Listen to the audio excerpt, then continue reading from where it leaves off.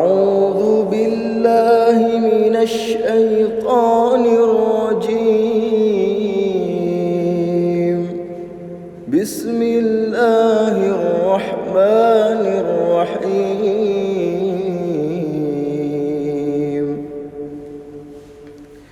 إنا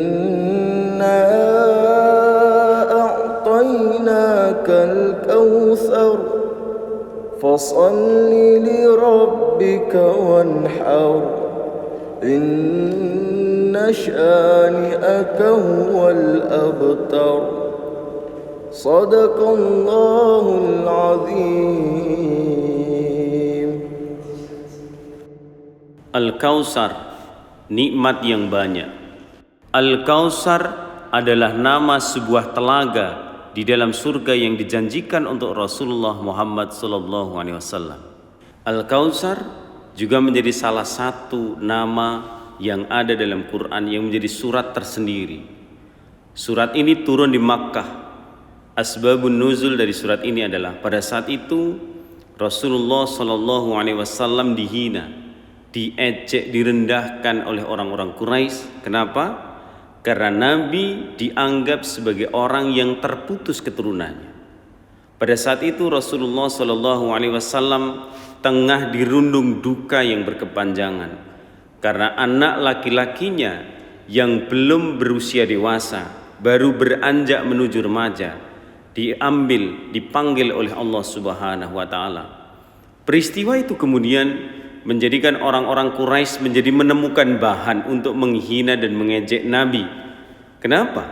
Karena dalam tradisi bangsa Arab, seseorang yang tidak punya anak keturunan laki-laki berarti generasinya, berarti nasabnya terputus. Kesedihan ini kemudian dijawab oleh Allah Subhanahu wa taala dengan menurunkan surat Al-Kautsar. Inna a'tainakal kautsar. Sesungguhnya Muhammad, sesungguhnya engkau Rasulullah Muhammad SAW, kami telah memberimu nikmat yang Al-Kautsar yang begitu banyak. Maka tidak perlu bersedih, tidak perlu kecewa, tidak perlu marah dengan ejekan orang-orang Quraisy yang sesungguhnya mereka itu tidak mengerti apa yang terjadi, apa yang telah engkau dapatkan, apa yang telah Allah lakukan untuk memuliakanmu dan keluargamu. Sehingga Nabi diperintahkan agar senantiasa memperbanyak bersyukur. Makna ini tentu saja ketika kita tarik dalam makna yang lebih umum berlaku untuk kita semuanya.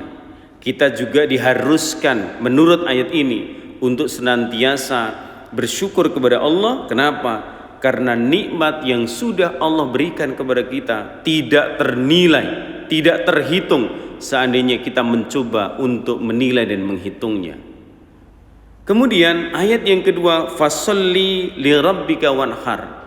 Cara bersyukurnya itu ada dua macam dalam ayat ini. Yang pertama adalah fasalli, maka kerjakan salat, lakukan ibadah sebagai sebuah simbol ketaatan kita kepada Allah Subhanahu wa taala. Karena makna ibadah itu adalah at-ta'ah, ketaatan. Ketika Allah memerintahkan, jalankan. Ketika Allah melarang, maka jangan dilakukan. Itu wujud paling sederhana dari kata taat. Sehingga cara bersyukur yang pertama adalah fasalli, maka salat. Salat merupakan dimensi spiritualitas, dimensi ubudiyah, bentuk dari komunikasi vertikal kita kepada Allah Subhanahu wa taala. Tidak hanya berhenti di sana, tidak hanya fasalli li rabbika, tidak hanya kita salat untuk menuju Allah, untuk mengagungkan Allah Subhanahu wa taala, tetapi juga ada kata-kata wanhar, berkurban. Sehingga sebagian ulama mengatakan surat ini menjadi dasar kita disyariatkannya untuk berkurban. Meskipun ada ulama lain yang menjelaskan sesungguhnya surat ini lebih berbicara tentang akikah. Tapi makna keduanya adalah berkurban, mengeluarkan sesuatu dengan ikhlas, dengan totalitas, bentuk dari rasa syukur kita kepada Allah Subhanahu wa taala.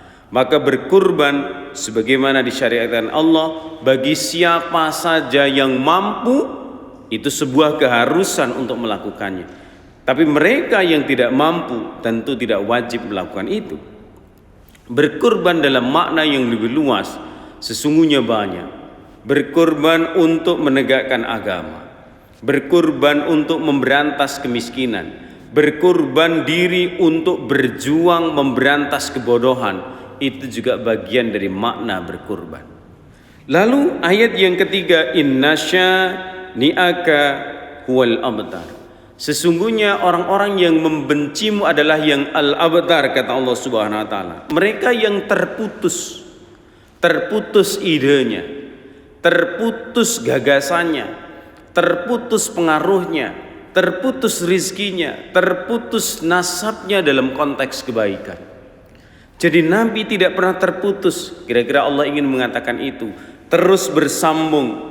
Maka Nabi sampai hari ini kita bisa baca, kita bisa lihat, kita bisa rasakan betapa ajaran-ajarannya masih dianut oleh miliaran orang, masih diagung-agungkan, sunnah-sunnahnya masih dimuliakan, dijalankan oleh para pemeluknya, para pengikutnya. Tetapi apa yang dilakukan oleh orang-orang Quraisy, orang-orang kafir pada masa Rasulullah SAW, tidak ada satupun yang mewarisinya. Mereka terputus, mereka celaka, mereka hina. Tidak ada satupun di antara mereka yang akhir kehidupannya mulia di mata manusia, apalagi mulia di mata Allah Subhanahu wa taala. Sedangkan Rasulullah beserta anak keturunannya, beserta para pengikutnya senantiasa dimuliakan Allah Subhanahu wa taala dengan berbagai cara. Ada yang dimuliakan karena ibadahnya, ada yang dimuliakan karena ilmunya, ada yang dimuliakan karena hartanya, ada yang dimuliakan dengan banyak dimensi, sehingga mereka menjadi para pengikut sunnah Rasulullah, kemuliaannya terjaga.